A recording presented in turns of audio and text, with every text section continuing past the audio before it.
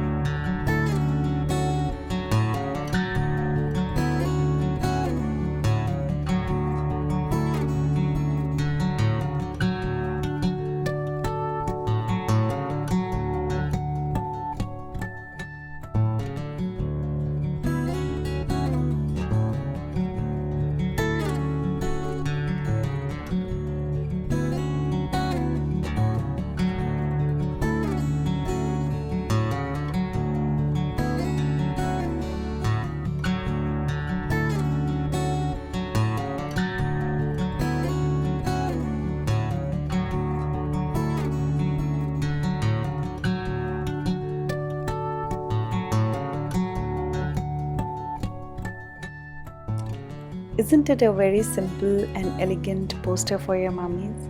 And if you want to know how I've made this frame, stay tuned to my channel because I'm going to post this video soon.